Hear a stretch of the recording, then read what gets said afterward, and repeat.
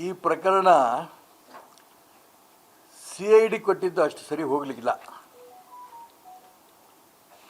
ಏಕೆಂತಂದರೆ police ಇಲಾಖೆಯ ಸಂಪೂರ್ಣ ವೈಫಲ್ಯವನ್ನು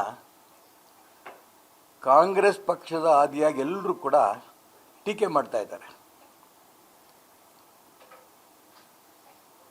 ರವಿಗೆ ನೋಟಿಸೇ ಕೊಡಲಿಲ್ಲ,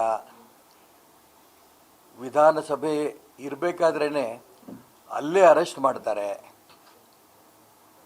ಅರೆಸ್ಟ್ ಮಾಡಿ ಇಡೀ ರಾತ್ರಿ ಕಾಡು ಮೇಡು ಗುಡ್ಡಗಳಲ್ಲಿ ಸುತ್ತಿಸ್ತಾರೆ.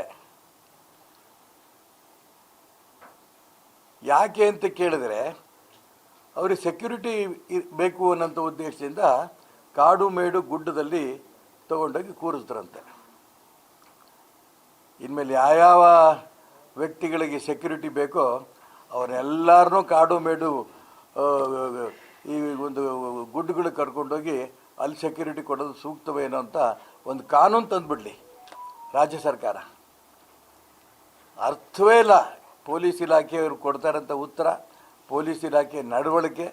ಇದಕ್ಕೆ ಯಾರು ಇದು ಹಿಂದಿದ್ದಾರೆ? ರವಿನೇ ತಿಳಿಸಿದ್ರು ನನಗೆ ಅರ್ಧ ಗಂಟೆ ಎಲ್ಲೆಲ್ಲೋ ವ್ಯಾನ್ ನಿಲ್ಲಿಸಿ ಅಲ್ಲಿಂದ ಎದ್ದೋಗ್ತಿದ್ರಂತೆ. ಒಬ್ಬ ಪೊಲೀಸ್ನವರು ಎದ್ದೋಗಿ ಅಲ್ಲಿಗವರು ಒಂದು ಫೋನ್ ಬರೋದಂತೆ. ಆ ಫೋನ್ ಬಂದ ಮೇಲೆ ಇನ್ನೊಂದು ಕಡೆ ಕರ್ಕೊಂಡು ಹೋಗೋದು.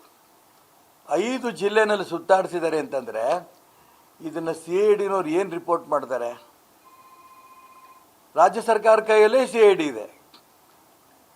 ಯಾರು ಮಂತ್ರಿ ಅವರಿಗೆ ಕಾನೂನು ಬಾಹಿರವಾಗಿ ಸೂಚನೆಗಳು ಕೊಟ್ಟಿದ್ರು CID ರಿಪೋರ್ಟ್ ಕೊಡುತ್ತಾ?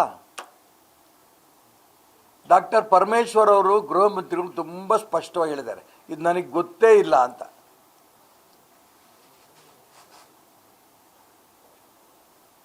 ಈ ಉಳಿದಿದ್ದು ಯಾರಾಗಾದ್ರೆ? ಮುಖ್ಯಮಂತ್ರಿಗಳು ಹೇಳಿದ್ರು ಇದು ನನಗೆ ಗೊತ್ತಿಲ್ಲ ಅಂತ. ಮೊನ್ನೆ DK ಶಿವಕುಮಾರ್ ಹೇಳ್ತಾರೆ ಏನೇ ಆದರೂ ಕೂಡ ನಾನು ಮುಖ್ಯಮಂತ್ರಿಗಳು ಇದಕ್ಕೆ ಜವಾಬ್ದಾರಿ ಅಂತ ಹೇಳ್ತಾ ಇದ್ದಾರೆ. ಇದು ಸರಿನಾ ಅಂತ ನನಗನ್ಸತ್ತೆ. DK ಶಿವಕುಮಾರೇ ಈ ಬದುಕು ಮಾಡಿರೋದು.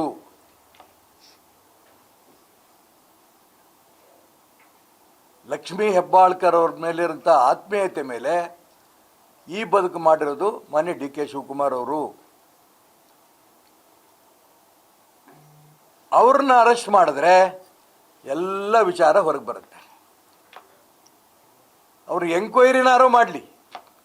CID DK ಶಿವಕುಮಾರ್ನ ಎಂಕ್ವೈರಿ ಮಾಡ್ತಾರಾ? ನ್ಯಾಯಾಂಗ ತನಿಖೆ ಆಗಿದ್ದಿದ್ರೆ ಇದಕ್ಕೆ ₹1 ಬರ್ತಿತ್ತು. ಅದಕ್ಕೋಸ್ಕರ ಮಾನ್ಯ ಸಭಾಪತಿಗಳು ಒಂದು ರೀತಿಯ ಸ್ಪಷ್ಟ ಧೋರಣೆ ತಗೊಂಡಿದ್ರು. ಒಂದು, ನನ್ನ ಒಪ್ಪಿಗೆನೇ ತಗೊಂಡಿದ್ದೇನೆ, ಪೊಲೀಸ್ನವರು ಒಳಗೆ ಬಂದು ಅವರು ಅರೆಸ್ಟ್ ಮಾಡ್ಕೊಂಡು ಹೋಗಿದ್ದಾರೆ. ಎರಡನೇದು, ಅಲ್ಲೇನು ಆಡಿಯೋ ಆಗಲಿ ವಿಡಿಯೋ ಆಗಲಿ ಅದರಲ್ಲಿ ರವಿ ಆ ಪದವನ್ನು, ಅಶ್ಲೀಲ ಪದವನ್ನು ಬಳಸಿಲ್ಲ, ಇಷ್ಟು ನೇರವಾಗಿ ಸಭಾಪತಿಗಳು ಹೇಳಿದ್ದಾರೆ. ಇದು ಯಾವ ಕಾರಣಕ್ಕೂ ಬಿಡಲ್ಲ ಮನೆ DK ಶಿವಕುಮಾರ್, ಲಕ್ಷ್ಮೀ ಹೆಬ್ಬಾಳ್ಕರ್ ಹೇಳ್ತಾ ಇದ್ದಾರೆ.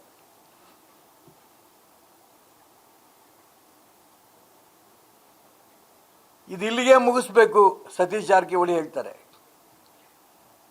ಇನ್ನು ಅನೇಕ ಮಂತ್ರಿಗಳು ಹೇಳ್ತಾರೆ ಇಲ್ಲಿಗೆ ಮುಗಿಸ್ಬೇಕು ಅಂತ. ಆದರೆ DK ಶಿವಕುಮಾರ್ ಮತ್ತು ಲಕ್ಷ್ಮೀ ಹೆಬ್ಬಾಳ್ಕರ್ ಅವರು ಇದನ್ನ ಯಾವ ಕಾರಣಕ್ಕೂ ಬಿಡಲ್ಲ ಅಂತಾರೆ. ನೋಡೋಣ ಏನೇನಾಗುತ್ತೆ ಬಿಡುತ್ತೆ, ನನ್ನ ಅದ್ರ ಪ್ರಶ್ನೆ ಅಲ್ಲ. ಇಲ್ಲಿ ಪ್ರಶ್ನೆ ಬಂದಿರೋದು CID ಕೊಟ್ಟಿದ್ದು ಅಷ್ಟು ಸರಿ ಹೋಗ್ಲಿಕ್ಕಿಲ್ಲ. ಮೊನ್ನೆ ಸಭಾಪತಿಗಳು ಹೇಳಿದ್ದಾರೆ CIDನವ್ರು ಬಂದರೆ ಸಹಕಾರ ಕೊಡಲೇಬೇಕಾಗತ್ತೆ, ವಿಧಿ ಇಲ್ಲ ಅಂತಾರ ಅನ್ನೋ ರೂಪದಲ್ಲಿ. ನನ್ನ ಅಪೇಕ್ಷೆ ಇದು ನ್ಯಾಯಾಂಗ ತನಿಖೆ ಕೊಟ್ಟರೆ, ಪೊಲೀಸ್ನವ್ರು ಒಳಗೆ ಯಾಕೆ ಬಂದರು, ಗೂಂಡಾಗಳು ವಿಧಾನಸೌಧದಲ್ಲಿ ಬಂದು ಯಾಕೆ ರವಿ ಮೇಲೆ ಹಲ್ಲೆ ಮಾಡಿದ್ರು, ಗೇಟ್ ಬಾಗಿಲು ಹೆಂಗೆ ಒದ್ರು ವಿಧಾನಸೌಧದಲ್ಲಿ ನುಗ್ಗಿ, ಆ ಗೂಂಡಾಗಳಿಗೆ ಪ್ರೇರಣೆ ಕೊಟ್ಟವ್ರು ಯಾರು, ಆ ಪೊಲೀಸ್ನವ್ರಿಗೆ ಆದೇಶವನ್ನು ಕೊಟ್ಟವ್ರು ಯಾರು, ಮೇಲೆ ಮೇಲೆ ಮೇಲೆ ಆದೇಶ ಕೊಡ್ತಿದ್ದು ಯಾರು, ಎಲ್ಲ ಅಂಶಗಳು ಹೊರಗೆ ಬರಬೇಕಾದ್ರೆ ಯಾವ ಕಾರಣಕ್ಕೂ ಇದು CID ಮುಖಾಂತರ ಆಗಲ್ಲ. ಇದನ್ನು ನ್ಯಾಯಾಧೀಶರ ಮುಖಾಂತರ ನ್ಯಾಯಾಂಗ ತನಿಖೆ ಆಗಬೇಕು ಅನ್ನೋಂಥ ಒತ್ತಾಯ ನಂದು.